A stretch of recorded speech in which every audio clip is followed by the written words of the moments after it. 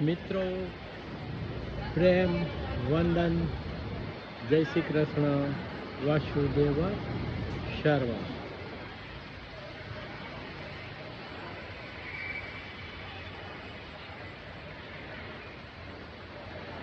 આપણે સૌ મશીન છીએ.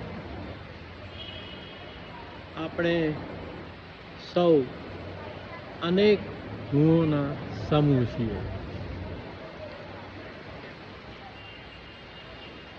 આપણી બધી જ ક્રિયાઓ યંત્રવત છે. આપણે કદી એક મૌન શાંત રહી શકતા નથી. ખરેખરી દુનિયા અંદર છે, પરંતુ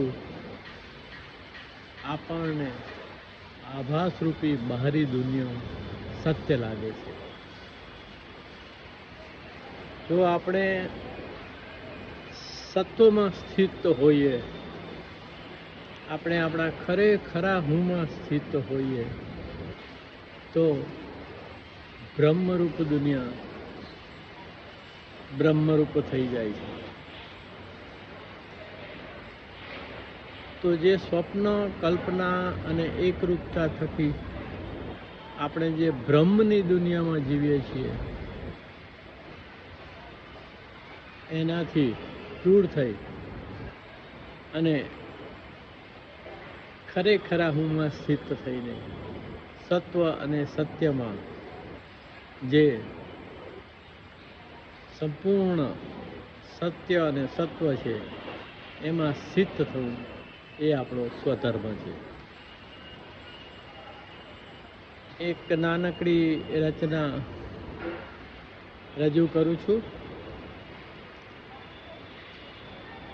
એનો બોધ કંઈ કહ્યું એ પ્રમાણે છે.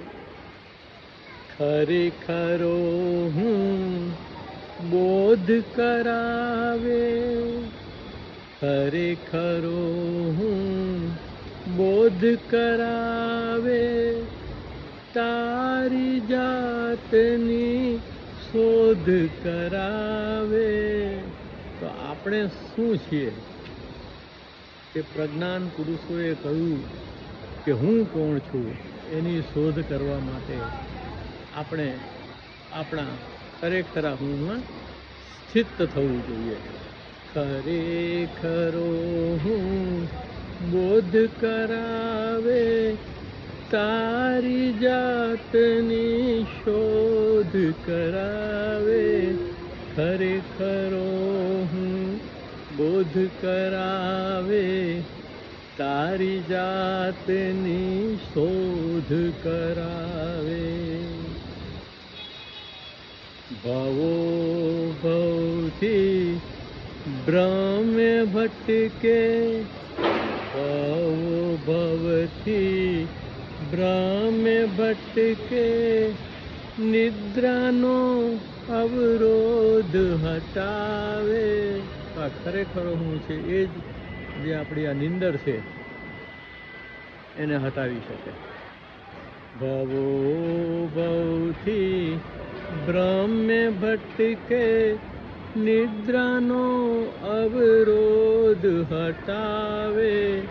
ખરેખરો હું બોધ કરાવે, તારી જાતની શોધ કરાવે. કરનારો નહીં હો જોનારો, કરનારો નહીં હો જોનારો. તો જે આપણી અંદર જે જાણનાર બેઠો છે એમાં સ્થિત થવાનું છે. બધું છૂટશે, જાણનાર રહેશે. કરનારો નહીં હો જોનારો, હોવા પણ અમોઘ બનાવે. કરનારો નહીં હો જોનારો, હોવા પણ અમોઘ બનાવે. ખરેખરો હું બોધ કરાવે, તારી જાત જાતની શોધ કરાવે. સચ્ચિદાનંદ સ્વરૂપ ઈશ્વરનું સ્વરૂપ કહ્યું છે. આપણે એના અંશ છીએ, એટલે આપણે પણ સત્ય, પ્રેમ અને આનંદના એટલા જ પૂર્ણ અધિકારી છીએ. સત્ય પ્રેમને આનંદ લાવે, સત્ય પ્રેમને આનંદ લાવે, મમ મોહને ક્રોધ હટાવે. સત્ય પ્રેમને આનંદ લાવે, મમ મોહને ક્રોધ હટાવે. ખરેખરો હું બોધ કરાવે, તારી જાતની શોધ કરાવે. હસ્તી જ્ઞાન હો કૃપા પ્રસાદે. હસ્તી અને જ્ઞાનનો સમાંતર વિકાસ થાય તો જ આપણે મનુષ્ય નંબર 1, 2, 3થી આગળ વધી શકીએ. હસ્તી જ્ઞાન હો કૃપા પ્રસાદે, ભીતર ભાવ ધોધ વહાવે. હસ્તી જ્ઞાન હો કૃપા પ્રસાદે, ભીતર ભાવે ધોધ વહાવે. ખરેખરો હું બોધ કરાવે, તારી જાતની શોધ કરાવે. સ્વધર્મે નિધનમ શ્રેયમ, પરધર્મો ભયાવો. તો આપણું આ ખરેખર હું છે એમાં સ્થિત થવું, સત્ય, પ્રેમ, આનંદમાં સ્થિત થવું એ આપણો ધર્મ છે. કામ, ક્રોધ, લોભ, મોહ, અજ્ઞાન, અવિદ્યાથી મુક્ત થવું, આ બધા પરધર્મો છે, એનાથી મુક્ત થવું.